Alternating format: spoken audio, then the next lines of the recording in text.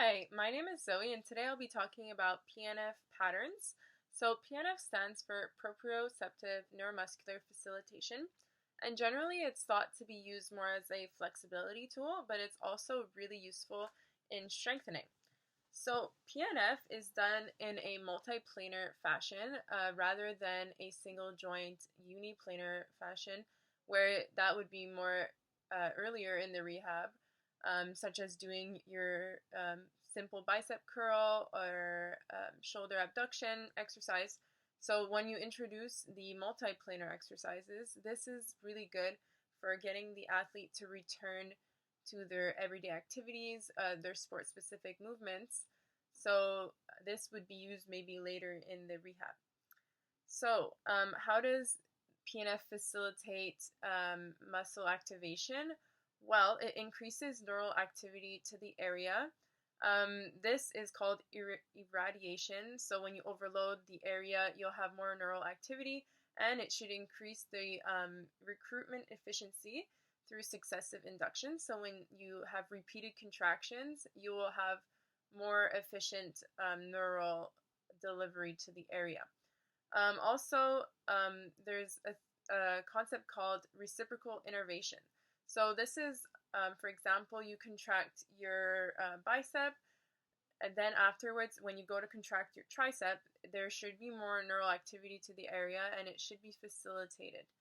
So in all, there should be an increased amount of muscle fibers that are activated due to the increased neural activity to the area. So as for the actual PNF exercise, there's many ways that it can be performed. We could do it single joint, we can add in multi-joints. So let's say we're doing it at the shoulder, we could just do the shoulder in the movement that we chose, in the pattern that we chose. We could add in the shoulder, the elbow, the wrist, and the fingers, depending on what the patient is lacking, where they're lacking strength.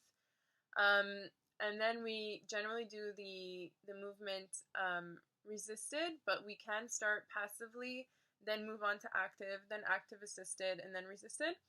And when you're teaching them to do the movement in the first place, we should always show them passively so that they can feel what the pattern is supposed to be. And then depending on how strong they are, we could move on to the resisted.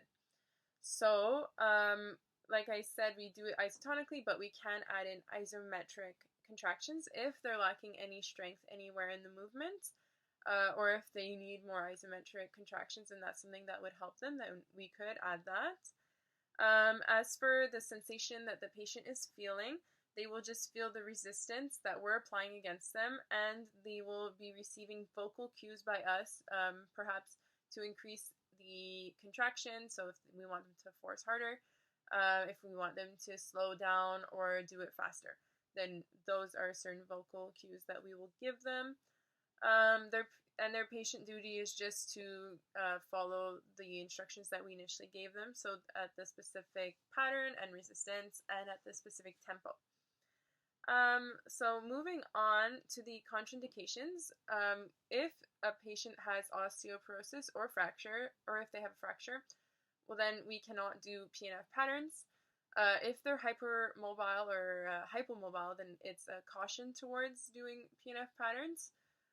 That would be case by case. And general contraindications include skin disorders such as open wounds or infections, scar tissue.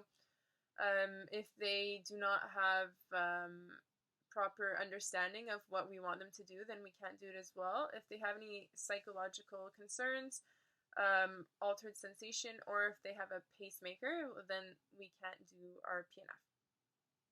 As for safety measures, it's important that the patient is placed properly on the table, so that in case there is a situation where they lose control of their body part, maybe they're moving their leg and they force too forcefully, and they accidentally fall off the table, well, then that's partially the positioning's fault and the therapist's fault for not properly instructing them. Thank you for listening.